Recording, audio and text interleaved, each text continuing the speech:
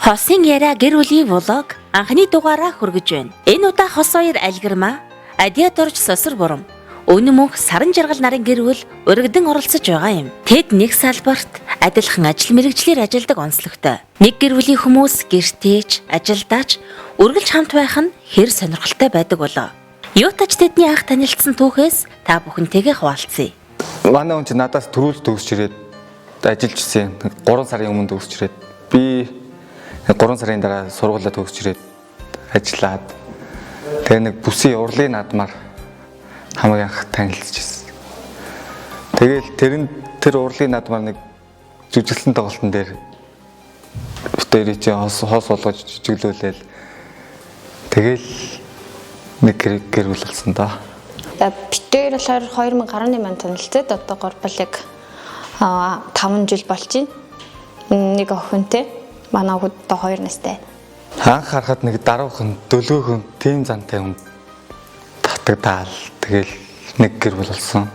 Ер нь анх болол тоглодог гэдгээр нь ер нь мэдэж эхэлсэн. Тэгээ бас ер нь дуудтай даруухан, тэгээ хүнд аягүй тусархаг сэтгэлээрээ ханддаг тийм хүн. 2014 оны 8 сарын 25-нд билүү манай театрын нөгөө бариа тоглолтоор гарах гэжсэн байхгүй юу. Тэгэхэд яг нөгөө гой гурван сайхныг манай хүн дуулж ирсэн байхгүй юу. Тэгээ би тэр дууг ерөөс сонсож байгаагүй шүү дээ. Тэгээ яг би нэг тэр дуулж байгаа хэсгийг хараад ямар сайхан дуулдаг залуу вэ л гэж бодож ирсэн. За тэгээ гэр бүлийнхээ үнэ талаар ярихад бол бие зэгцтэй дурлагын хүн учраас бие их зэгцтэй зөв авч явдаг. Тэгээд олонтой хамгийн гол нь олонтой хэвтэй байдаг. Хүний арга зүйг олдог, хүнтэй муудалцдаггүй. Тэгээд ер нь аливаа хав жив юмд ч оролцоод байдаггүй. Тэгээд ер нь голчийг барьдаг ч юм уу. Ямар ч фонограмгүй болчиход тэгээд нөгөө араа нөгөө нэг багшийн шавнар учраас энэ хүнийг гуйж байгаа шүү дээ. Фонограм байна уу? Энэ өтрээ гэдэл гэсэн чинь харна. Чи гараал нэг захын нэг дэлгүүр ороод те флаш аваад ирж тэгээ суулгуулад авчихгүй гэл амар их зантай заяа. Тэгэл би анх тэгэл бодчихвол энэ яас их зантай ингэ. Тэгэл нэг ярваас юм л гэж бодоод идэг гэсэн. Манай хүн чи ер нь ингээд нөгөө харьцаж үзээгүй үнд болохоор нэг тийм ихэмсэг байрын хүн бохгүй юу. Тэгэл анх тэгж бодогчвол жоохон дургу хөрчээл тэгэл юу яасан байхгүй юу. Өнгөрөөл тэгэл тэрний дараа нөгөө нэг өгшин шавнар учраас дандаа нөгөө ажлын цагийн одоо цайны цагаар ч юм уу энэ дуун дээр яаж ажиллах вэ, энэ дуун дээр яаж ажиллах вэ гэдэг нөгөө нэг өгшөөс сурсан учраас нөгөө техник талаада тэ сурцын талаад адилхан учраас айгүйх тэгж өөрөөс нь болоод надаас хоёр биенээсээ тэгж суралцдаг байсан. Тэгэл ерөнхийдөө дотносч эхэлсэн дээ. Би ч нөгөө боловсролын сургуулийн боловсролын ангид байдаг. Манай болохоор бага ангийн багш мэржлээ сурдаг байсан байхгүй юу. Тэгэд нэг хамтарсан нэг мобиси одоо нөгөө багш нарын донд хамтарсан тийм нэг тэмцээн зохион байгуулагдаад волейболын тэмцээн. Тэрэн дээр би анх нөгөө тоглож байхад нь хараад тэгээд хойд яг нэг амар гоё залуу молоо гэж бодаагүй л дээ. Тэгтээ айгу тийм нөгөө нэг нүдэн таалагдаад айгу хөөрхөн хойд айгу надад ирсэн мэдрэмж нь айгу гоё байсан. Тэгэд дараа нь ингээд нөгөө гэртээ очиод ингээд байсан чинь манай байранд амьдардаг бол таараад хөөрхөн харагдаад нүдэрийн инээс нэг тийм нэг амар хөөрхөн охин байсан. Тэгээ би тэр ерөнхийдөө танилцаад хантайгаа авчирсан да. Анхнаасаа нэг цаанаасаа нэг тийм нэг тохирцсон улсууд тэгэхээр шууд тийж нэг гуйгаагүй. Тэгээд амар удаан 5 6 сар шахуу нэг байранд штэ тааралдаал тэгэл зөрөөл минь мэдээл яваад байна. Тэгээ би чинь ямар нэгэн байдлаар сокотой дотносчихгүй л тэгэл аргаа хайгаал ямар нэгэн байдлаар харьцах гал тэгэл Кивико яас. Тийм. Тухайд чинь Кивико байсан. Тэр үед тоохгүй байсан юм уу те? Тийм. Мөн чинь их зантай шүү дээ. Юм намайг чинь тэгж амар нэг олж харахгүй шүү дээ. Тэгэл би чи ямар нэгэн байдлаар харьцаа үүсгэх гээ чат их бичин. Тэгээ сүүлдээ бүр болохгүй болохоор нь шууд өрөөрөө шагаагаад соко ус вэ нүү? Тэгээ нөгөө тухайн үед тэр байранд нөгөө юу Wi-Fi гэх нөгөө Кивикогийн картал ашиглаж олно. Тэгээ манай нэг байжсэн оржсэн. Би нөгөө тухай би дата матаагүй байсан юм шиг. Quebeco card надад байгаа штэ 15,000 жилөө нэг тийм карт хэлдэг байхгүй. Тэгээд нэг тэр картыг ашиглахын тулд ч юм уу тэр картыг эхлээд ашиглаад явуулсан мэт тэгээд нэг танилцсан. Би болохоор дата ирэхийн карттай байгаад идэг утсан байдгүй. Утсан энэ үнд байгаад байгаа байхгүй. Тэгж нэг шат. Тэгж нэг хамгийн анхны одоо нөгөө дотносох ч юм уу те хамгийн анхны харилцаа үүссэн явдлууд мөн те. Quebeco-до баярлаа. Нэг салбарт хамт ажиллахын давуу тал болоод сул тал юу байдаг талаар тэд маань тунж нухацтай хариулт өгч байдаг шүү. Сул тал нь хэмээл яг нөгөө зарим ачаал ихтэй үед л одоо юу гэдэг арга гэрийн асуудал ч гэдэг юм уу. Одоо нөгөө ахуйн асуудлууд ард тусардаг. Одоо хүүхдэд анхаарал тавих гэдэг юм уу тэрэнд одоо цаг хугацааны асуудал зарим үед л хомос байдаг. Манай хүн чи дуудлуулаа өгчтэй одоо ер нь бүх юм дээр дандаа дуудлуулаа өгч нар гэж загиндаг. Тэрэн дээр нь болохоор би бол дотроо бол өмөөрөдгөө юмээсээ аглах ажилтан хүмүүстэй албан шалтангуудаа юм хэлж чадахгүй. Наад бол та тэгээд хэлжүүл болох юм шүү. Ингээд хэлжүүл болох юм шүү гэж дотроо бол амар их боддог. Би ч одоо хүмүүсийн эд хөрөнгө амь насыг л аврын хамгаална. Тэрнээс урьдчилан сэргийлнэ. Тэгээ муурч одоо өөрөө тийм нэг юм дээр гарддаг амтан тийм үлтэр дуудлага өгдөг болохоор энэ хэдийг загнаад өгөх. Тэгээ манай хүмүүс ч бас заримдаа тэр дуудлага ахлах хүмүүстэй хэлэхгүй тэрнээс нь болж бас зэмлүүлдэг. Ард иргэдэд хэлэхэд бид эдийг ойлгож яахан хүлээцтэй тайван хандахыг уриалж байна. Ингээд хитрхи би биентэйгээ ойрхон үр хөвгтэйгээ ойрхон байснаар ингээд салж явж чадхаан байждаг. Одоо ямар нэгэн байдлаар нэг 7 хоног яваад ирэх бүх юм эзүүрээл тий өгүүлээл үр хөвгтэй санаал амар хэцүү болчдөг. Тэр нь жоохон бас сул тал л. Тий тэгж удаан хугацаагаар тэгж явж чадхаал байж тийм л. Мэдээж ингээ ажлын байр дээр хамт байгаа учраас ямар нэгэн байдлаар маргаан жоох үүсэн штэ одоо адиавч тэгж гинэ гэдэг их ч юм уу тийм ээ. Тиймэрхүү зохиолдолд ингээд амар дотроо эмзэглдэг байхгүй. Миний хувьд бол нөгөө эмэгтэй хүний хувьд учраас би айгүй эмзэг хүлээж аваад гэхдээ би тэрийг хэзээч илэрхийлэхгүй л дээ. Одоо нөгөө хажуу хэлж байгаа хүндээ ч юм уу би тэгээгүй штэ ч юм уу тиймэрхүү байдлаар илэрхийлдэг. Би яг ингээд дотроо бодож жоод хэрвээ буруу байвал би яг тэр буруу чигээр яг тэгсэн адиа яг тэгсэн шүү гэдэг ингээд яг тэр тухай процессд нь би хэлждэг. Хэрвээ жоохон дээр нь тэгсэн болоо да гэж бодсон юм а би гэртээ очиод оройгоо очиж хэлдэг байхгүй. За чи тэгсэн байх шүү. Тэрийг яагаад тэгсэнгүй вэ? За тиймэрхүү асуудал дахиж гарахгүй шүү. Би тиймэрхүү юм дахиж сонсомооргүй байна шүү гэх жишээтэй ингэж ярилцдаг байгаа. Хоёулах нь ажиллаж байгаа юм шиг байгууллага дээр тэгээд шууд гадагшаа гаргаад иж болохгүй шүү дээ тий. Тэгэнгүүт хоёлаа за яг хуу сонсоог юм шиг байж гоод хоёлаа гэртээ яриад энийг ярий. Хэн яахаар нь ямар алдаа гаргаж байна гэд ер нь гэртээ очиж тэрийг их ярьдаг. Тэгээд ер нь ажил мэргэжлийн онцлогоор ч тийм ээ сургуулийн өмнөх боловсролын байгууллага гэдэг чинь бол ер нь бол маш гоё гэгээлэг сайхан ажил мэргэжил шүү дээ. Хүүхдийн байгууллага гэдэг утгаараа би бол мэргэжилдээ маш их дуртай. Арга гэрээ жоохон хоцрогдох тийм тал байдаг. Өдөр шөнөгөө нөр хүүхдээ зарцуулах юу авахгүй өдөө гадаа явна, гадагшаа явна. Тэгэл цаг наргүй жоохон уран бүтээлд орсон үед бол жоохон тийм завчлаг ингээ байдаг. 10 хэдэн дуучдынхаа бас ангийн багш нь байгууллагын бас нормын систем ээжилтэй ингээд болохоор гэр бүлээсээ илүү одоо ангийнхаа хэдэн дуучдаа санаа зовох хамгийн илүү анхаарал тавих гэдэг юм уу. Одоо тэгж явдаг. Би бол энэ театрт орж ирсэн л бол энэ ангид орж ирсэл бол дуучин байхгүй юу. Энэ театраас ажлын цаг дууслаа, тоглолт дууслаа гэртээ очтоо би гэрээ эзэгтэй. Битээр энэнийг л яг зарчим болгож явдаг. Нэг гэр бүлийн хүн энэ дууч дотор ажиллаж байгаа гэж мэдээж нийгэмд давуу талтай ажиллана гэдэг байхгүй. Ажил мэргэжлийн шаардлага суул 50 гэж байхгүй. Харин ч бүр одоо бус дуучдаасаа илүү хамгийн одоо бол загнуулаад хамгийн юм төрөнд л одоо чи хамгийн түрүүнд сурах хэвээр чи ингэх хэвээр гэдэг шаардлагыг ингэж тавьж ажилладаг. Ялгаагүй загнуулна штэ. Энэ манай эхнэр юм шүү. Чи гарч бай гэж тийм тохиолдол байхгүй. Өөрөө хувь уран бүтээлийн сонголтын тал дээр бол ханижлтэйгээ яг сайхан суужгаад яриад надад энэ тохирох нь энэ тохирохгүй юу? Энийг яах вэ хөө гэд ингэж асууж тодруулж тэр шийдэлтэд хүрдэг. Бусдаар бол манай эхнэр юм аа энэ дууг нь илүү өгчөө гэж болохгүй шүү дээ.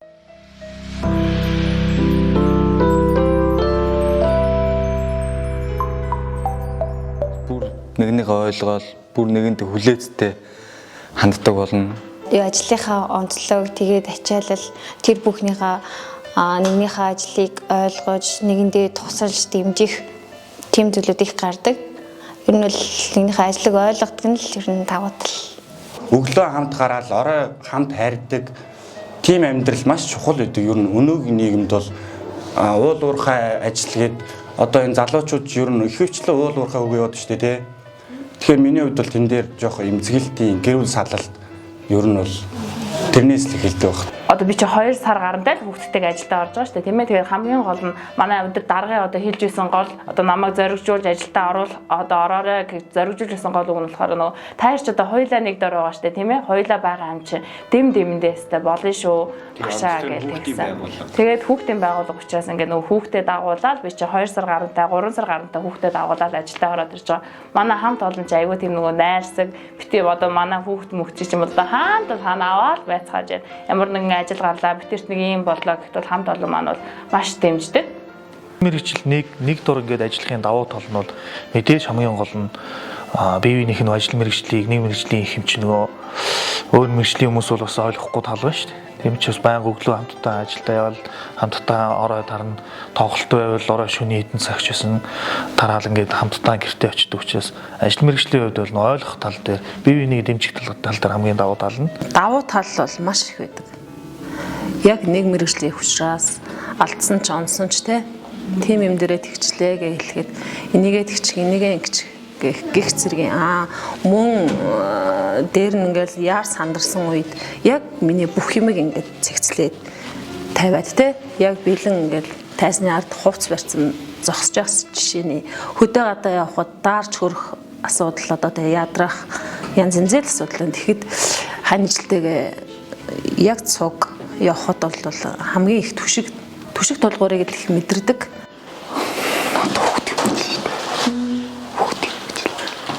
Өөр хүүхдээ хүмүүжүүлэх хосын хамгийн чухал нандин аргаасаа хуваалцахдаа тэд маань үнэхээр хайрламар бас бахархам хариултыг өгч чадсан билээ. Гэр бүлийн өнөтөв соёлын салшгүй нэг хэсэг бол яхаа аргагүй хүүхдийн хүмүүжил юм. Байнгын цаг наргүй ингээд орхиод явдаг ч гэсэн тэгэл мэдээж л хүн бол өөр хүүхдээ хамгийн сайхан өсгөхийн тулд хамгийн сайн хүн болгохын тулд мэдээж ингээд зөвлөгч нь үлгэр дуурайл ингэж байж байхыг хүн болгол дуусдаг. Яг тэрний адилаар л бид хүүхдтэй бол одоо зөв хүн болох талаар ер нь бол би ч өөрөө бас хөдөө эмээ өвдөр өссөн учраас яг нөгөө эмээ өвгийн тийм сургаалыг хүний өмнөр гарахгүй байх, ярианд оролцохгүй байх гэдэг ч юм одоо яг нэг хөгшин хүн шиг л гэж өгөлдөг тийм.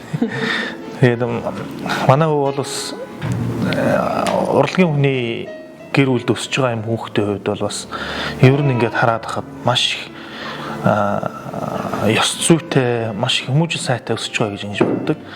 Тэгээд ер нь бол мэдээж ерөөсөө л хүүхдийн байгаа байдал бол яг ээж аавын тойл байдаг учраас маш одоо бид нар өөрснөө ямар нэгэн алдаа гарахгүй ч юм уу урлагэр дуурайлгүй би өөрөө бас арх тайм хэрэгэлдэг учраас бас ер нь бол тийм зүйлээрээ л үлгэр дуурал үзүүлнэ шүү дээ. Яг л найз шиг нь яг хичээлээсээ ирэхэд нь өнөөдөр анги дээр чи юу болов? Нөгөө караачлаад ирсэн охин чи юу болж байна? Одоо нөгөөдхөө бойлцсон уу? Солигдсон уу? Солигдоогүй юу те? Өгөө бол нэг баяр болоход нөгөө охиндоо өгөөрэй гэд нэг цэцэг ч юм уу те? Нэг чихэр ч юм уу шоколад ч юм уу өгөөд явуулах жишээтэй. Ялангуяа эмэгтэй хүнийг их хайрлж хүндэлдэг байгаарэ гэж хэлдэг. Манай хүү ээж нь юу захидгөө гэхээр яг тэгт хүнийг хайрлаж худлаа битгээд хулгай битгий хий гэж яг тэгдэг гэд. Тийм нээлттэй байснаар бол миний бол ерөөсөө юм нуудгүй. Яг анги дээрээ юу болсон, яг өөрт нь юу тулгамдаад байна.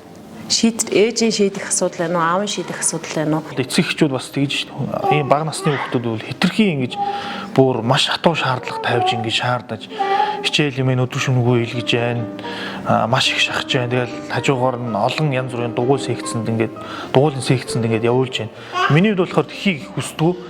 Тэгээ яг бас байж олон бие биедрийг хөгжүүлэх тал дээр нь ямар нэгэн бүхий секц юм уу эсвэл оюун ухааны хөгжүүлэх эсвэл урлагийн аль нэгэн дугууланд явуулах нь бол хүүхдэд хөгжихд өөрт нь хэрэгтэй. Гэвч ер нь бол энэ их хичээлийнх нь ялангуяа одоо бага насны хүүхдийг бол энэ их хүнд хичээлийнх нь хажуугаар бол жоохон тийм тоглож наадах чөлөөтэй байх жоохон тийм цагийг өөрт нь бас гаргаж ивэл их зүгээр юм шиг санагддаг. Миний хувьд бол маш заавал чи энэ ингээд сурах хэрэгтэй юм байх хэрэгтэй гэж цаг наргүй шахахыг хүсдэг. Мэдээж хүүхд төр дээргүй аяндаа энэ хүүхдийн хөгжих тийм цаг нь сонирхож эхлэх тийм үе нь байдаг гэж ойлгодог байхгүй юу? Стар бол ингээ огт сонирхгүй байгаа юм чи заавал ингээл автоматар ингээ хийх хүсдэг. Тэгээ тоглох дээр хүүхд насын хүүхд яг байгаад тийм чөлөөтэй байх хэрэгтэй л гэж ингэж ойлгодог. Толны тусгал зөв байх тусмаа хүүхэд эргээд зөв хүн бие хүнд бол төлөвшөх үйл явц нь явагдаж байна гэж үздэг. Тийм учраас бид тэр аль болох одоо нэг хэдийн муудалцсан ч гэсэн тийм ээ аль болох үр хүүхдүүдийнхээ хажууд тиймэрхүү байдлаа ил гарахгүй байхыг хичээдэг. За тэгээд одоо ингээл амьдрал бас болохгүй зүйлүүд байна шүү дээ. Тэрийгээ бид тэр одоо нэг хүүхдүүдэд унтуулж чад ч юм уу хоорондоо ингээд ярилцдаг. Зарим одоо ээж аавдыг хараад хахад одоо хүүхдтэй ямар нэгэн байдлаар аливаа зүйлийг тулгадаг тийм ээ. За одоо жишээ нь энэ тоглоом дээр бол энэ тоглоомыг л энэ гоё байна гэх жишээтэй иймэрхүү байдлаар тулгаад байдаг тийм ээ. Харин битэрийн хувьд одоо миний хувьд болохоор би илүү хүүхдтэй сонголтоор нь байлгахыг хичээдэг. За чи маргааш юу өмсмөр вэ? Маргааш өмсөх хуцаа өөрөө бэлтжээд унтаарай гэд шүүгэнд байгаа хувцснууд ингэж гаргаж за өөрөө бэлтжээд унтаарай гэх жишээтэй хүүхдтэй ингээд альва зүйлийг сонголтоор хэлэх одоо юу бүтээж өгснээр цаашаага амьдралдаа чи өөрөө бие даагаад бие аваад явах чадвартай тийм хүүхэн болж төлөвшнө л гэж миний хувьд боддог. Манай хүүхд одоо яг эмээ өвгөө дээр дараг өсөж байгаа хүүхэд. Эмээ өвгөө дээр өсөж байгаа хүүхэд яаж өсдөг вэ бас даруй төлөв бусдыг нэг хайрлсан тийм хүн өсдөг. Тэгээд хүүхдээ бол аль болох өөр шигэл хүмүүс тусрах уу сайхан сэтгэлтэй тийм хүн болох зорилготой байгаа та. Ажил төрөл бол аяанда болдог гэдэг шиг л эрүүл байвал аяанда болгоно. Ер нь тэгээд ажлынхаа хажуугаар аль болох хүүхдтэйгээ илүү цагийг өнгөрөхийг боддог. Аль болох хүмүүжлээ. Одоо нөгөө дөнгөж хоёроо гарч байгаа яг юмыг надад сурч мэдэх тэр хүсэл нь хийлж байгаа. Тэгээд аль болох ойр дотн нэг мэдхгүй юм хэлжгээ заагаа сургаа дуу шүлгээд дуулуулад шүлгийн чижилүүлээд бид юм яг нэг зураг зурлаад гэдэг юм яг тэр зүйлүүдийн нэг яг сурахыг боддог. Хүүхдийн төлөө эрүүл байж хүүхдээ сайн болж хүмүүжүүлэх тийм хариуцлага үүрсэн. Миний хүн том болоод хүмүүсийг ойлгодог, хүндэлдэг, боловсралтай мундаг хүн болсон байгаарай гэж хүсэж байна. Хайртай шүү өхөндөө. Миний охин том болоод хүн тусрах уу тусалсан хүмүүс чинь буцаагаад миний охин тусалдаг шиг туслана. Тийм болохоор аль болох хүмүүс тусрах уу тийм хүн болоорой. Хайртай шүү охиндоо.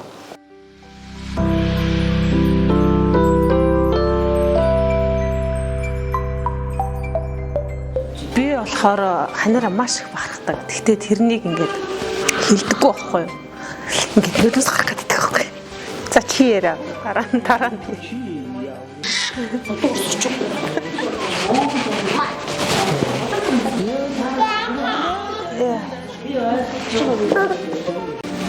Манай нөхрийн хамгийн гоё чанар болохоор амар цагаахан. Маш цагаахан, маш шаргуу, амар хөдөлмөрч.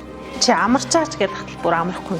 Бараг амрахаас болж л битэр чинь бараг маргалддаг шүү дээ. Өөр маргалдах одоо цуг ажиллаж байгаа асуудчтой юу аах вэ? Тэгээ хоёр дахь юм бол би нөхрийнхөө хайранд те айраас нь гадна нөхрөөсөө би аав хайр мэдэрдэг аахгүй. Нөгөө айлын баг учраас жоохон эрх тийм өссөн. Тэгэхээр яг л нэг аавдаа эрхэлж байгаа юм шиг байдаг учраас яг би гэрээсээ аавынхаа гэрээс ирсэн зангаар л энэ хүнд би эрхэлж яг ингэж 10 жилийг үдэх гэж байна. Тэгээд тэр саяхан хөөрхөн нэг охинтой болсон. Миний охин бол битээр маш ухаарлыг бэлгэлсэн. Тэгэхээр аавын болон ханы хайрыг өгдөг чамдаа баярлалаа л гэж л дээ. Тэгээ ер нь бол харахад бол одоо анги хамт олондоо, ажлын хамт олондоо цаашлаад одоо гэр бүлийн дунд ч гэсэн одоо манай хүн чинь бол айлын хамгийн бага штэ. айлын 4 хүүхдийн хамгийн бага нь хэрнээ одоо айл гэрийнхээ ч юм хамгийн юм зохицуулдаг ч гэдэг юм уу. Ах эгч нар нэгтэл бүх одоо гэр бүлийн учир байдлыг одоо ганц дүүдээ ингээд ярьдаг. Нэг айлд нэг тийм гэр бүлийн нэг зохицуулагч, ажлын зохицуулагч нэг тийм нэг төшөлтөлгуур нэг хүн байдаг. Тэгээ яг тийм хүн манай хүн. Манай сайн чанар гэвэл нэгнийг амар ойлгох, хүнийг ойлгох юутай, ухаантай. Тэгээд жоохон амар юмд хүлээцтэй хандна, тайван. Би ингээл яарал сандраад тахад манай хүн чи тийч юу бодож байгаа юм байхгүй амар тайван. Тийм хандлагатай.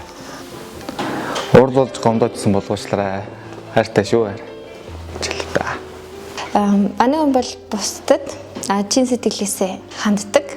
Ер нь альва зүйлд ер нь аль болох эцсийн тултал нь ер нь тэр бүх зүйлээ зөвлөж юм тусалдаг та. Тусалдаг. Тэгээд өвтө хандаж хэлээд жоохон төвчээртэй бод сураарэ гэж хэлээд. Тэгээд охин таартай хайртай шүү. Илүү урт удаан сайхан амьдрнаа. Миний анч нь болохоор ийм амар өөдрөг хүн байхгүй болохгүйсэн ч гэсэн за хараа болно доо гэж амар гоё инээдэнд би амар хайртай. Тэгээд бас ингээд дотроо бодоо явдаг мөртлөнгөө үйлдэлээр илэрхийлж чаддгүй дуучлаарэ минь. Хоёр сайхан үрийг нь дуулж өгсөн миний хамгийн мундгэн шүү. Тэгээд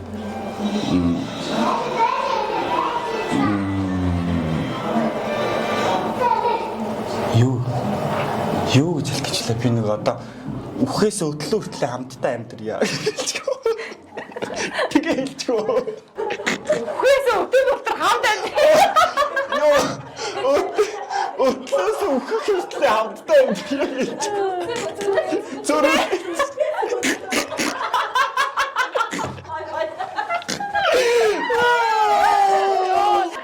Дараа сонсч байна ядуржиг. Үхээс өдөр хамт амьдрья.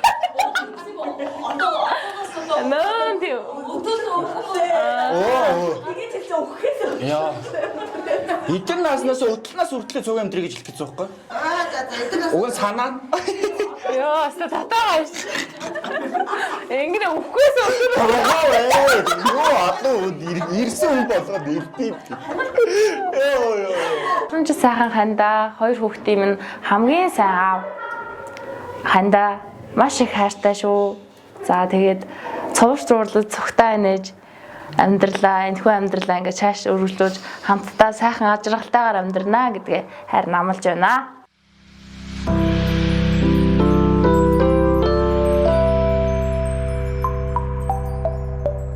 Төгсгөлд нь хайртай хосууд гэр бүлдээ баримталдаг хамгийн үнэтэй зарчмаасаа харамгүй хуваалцлаа. Нийгэм дүрнжүй олон таагүй үйл явдлын эсрэг нэвтрүүлгийн зочид урайлга дэвшүүлж энхүү дуу хоолойгоо өргөлөө. Мэдээж хүний амьдрал баян юм чинь маргаан зөндөө гарна тийм ээ хүний амьдрал. За энэ маргааныг битэрийн хувьд яаж шийддэг вэ гэхээр за ямар ч байсан хамгийн түрүүнд залуучууд одоо яах вэ гэхээр хэрвээ хүүхдтэй болсон бол хариуцлага гэдэг зүйлийг л маш чухалчлан одоо бодож байх хэрэгтэй. Энэ ямар нэгэн битэрийн асуудал биш болоод байна тийм ээ. Битэрээс гарсан бяцхан хүүхдийн төлөө битэр заавал тэрний төлөө одоо хамт байхын тулд ямар нэгэн зөрчилдөөн гарахын тулд тэрийг битэр шийдвэрлэн штэ. За тэхийн тулд би энийг маш төвчээртэй сонсох хэрэгтэй. Гэр болоод л гэр бүлийн асуудлууд хэрүүл маргаан бол гардаг. Мэдээж аль болох зөв талаас нь эргээр одоо нэг нэгэндээ буулт хийж одоо мэдээж манай болохоор жоохон тэргүй ааштай, тэргүй ууртай. Тийм тэгээ тэрийг аль болох зөөлрүүлж одоо аюу би өөрөө таймнаар ярилцахыг боддог. Ерөнхийдөө хөвчлэн ярилцаад тэгээд зөвшөлтсүүд ер нь илэрдэг дээ. Тийм тэгээд аль болох модалцсан үедээ бол одоо хүүхдэд харуулахгүй байхыг хичээдэг. Аль болох охиныхоо хажууд тийм хоорондоо муудалцсан ч гэдэг тийм үйл явдлыг харуулахыг боддгоо. Тэгээд гэр бүл ер нь зохиохдоо хүмүүс маань ер нь төлөвлөж ер нь байвал зүгээр санагдсан. Хамгийн их ер нь сэтгэл эмзэглэж явдаг юм бол ерөөсөө хүүхэд бүхэн одоо гэр бүл бүтэн элэг бүтэн амьдраасаа гэдгийг хамгийн их ингэж хүсэж явдаг байхгүй. Тэгээ хамгийн их эмзэглэж явдаг юм бол ерөөсөө энэ гэр бүл салалт. Тэгээ ялангуяа бол чин залуу гэрүүлүүд маш их салж байна. Тэгээ тэр бол яг та хоёр хүн бол яг та тэгэл хоорондоо маргадг юм уу болохгүй байна гэж ингээд салчиж байгаа. Ард нь үлдэж байгаа өөр хүүхэд гэдэг ямар маш их хүнд одоо тийм зүйл хүнд тусч байгаа гэдгийг юусэн манай салж байгаа гэр бүлүүд бас ойлгодгүй юм шиг. Гэр бүлүүд салалтгүй Монголын одоо үрс маш юм гоё жаргалтай байгаа сайл гэж хамгийн хүсдэг тий. Энд хүн уурлаад байдаг. Би зэрэгцээд ингээ уурлаад ах юм бол битэрийн дундаас мэдээж маш том үл ойлголт бий болно шүү дээ, тийм ээ. Тийм учраас төвчээртэй бие бинийгээ сонсох, тэгээд хариуцлага гэдэг зүйлийг л маш сайн ухамсарлаж хэний төлөө юуны төлөө битэр амьдраад байгаа лээ, битэрийн төлөө мэдээж үр хөвгүүд гарцсан тийм ээ. Үр хөвгтийн төлөө битэд хүлээх хариуцлага гэдэг бол маш чухал гэдгийг л залуучууд манай ойлгочвол гэр бүл салалт тийм ээ, өнөөгийн нийгэмд болоод байгаа маш том одоо ингээ нэг гэмт хэрэгүүд гараад байгаа шүү дээ. Тэр гэмт хэрэгүүдийг сонсоход бүр дотроос ингээд бүр эмзэглэмээр байгаа юм чи тийм ээ. Яана миний охинтой чацсан, миний хүүтэй чацсан ийм хүүхдийг хүмүүс ингэсэн байж тээ гэдэг бол маш том шишрлийг өгдөг. Тэгээ тэр нөгөө нэг нийгэмд гараад байгаа юунууд дээр бид нар маш их ярилцдаг байхгүй хүчрхийлэлтэй. Тэгээ ерөн тэгээ битэрийн хувьд бол гэр бүл салалт хүүхдийн хүчрхийлэл дээр амар эмзэг ханддаг байхгүй юу? Яг ингээл одоо тэр 3 настай хүүхэд хойд итгэхтэй дооцуулсан хэрэг шүү дээ тий. Тэрийг сонсоод битэр бүр амар хүндөрөө билж аваал. Би ч өөрөө юмыг амар тэгж хурдан тусгаж авдаг байхгүй. Тэгээ амар хямран би ч юм бас. Тэгээд тэр асуудал дээр ярихад ер нь тэгэл гэр бүл салалт гэдэг бол үнэхээр хэцүү. Одоо яг амьдрал дээр бол ханилаад 3 сайхан хүүхдээ болцсон тэгсэн мөртлөнгөө 10 20 жил цуг амьдэрсэн тийм ээ. Тэгээд төдийгөөс өдийн хүртэл тэгж сайхан амьдарч ирчээд эцэст ингээд аав ээжээр нь хоёр тишээ салаа явахад 3 охин хүүхэд яах юм бэ одоо тэгэл хинч биш бол үлдэж байна. Ер нь амьдрал дээр бас ийм асуудлууд маш их байдаг. Тэн дээр битэр амар эмзэг ханддаг. Тэгээд битэрээ ярьдаг юм болохоор хуйлал хүүхдүүдийг ингэж орхихгүй юмсан. Хоёулаа энэ амьдралыг ямар ч буруу зүйлж байсан, зөв зүйлж байсан үр хөвгтөхийн төлөө явъя. За яг манай гэр бүлийн саяны ярьсан шиг тийм ээ инфо зарчмыг одоо манай ялангуяа залуу гэр бүлүүд маань гэр бүлийнхээ одоо нөгөө нэг гэр бүлдээ нэвтрүүлээд хамтдаа хэрэгжүүлээд эхлэх юм бол одоо ямар нэгэн байдлаас одоо нөгөө гэр бүл салдаас болоод үүсэж байгаа хүүхдэд гарч буй хүчирхийллүүд гарахгүй болов гэж миний хувьд итгэж найдаж байна. Би чамдаа сэтгэлээ дуугаар нээсээ бидэн хоёр дуугаар ярьдаг байсан сэргэлэн сайхан дуудусаар сэтгэлийн болцоонд ярддаг болсон хайрын дуугмын өдөөлөд мөнх хүрдэг гинлээ хайрт минь чи дуугаан дуулаач би чамда хайраа дуугаар нээсээ бидэн хоёр дуугаар ярьдаг байсан ханин сайхан дуу дуусаар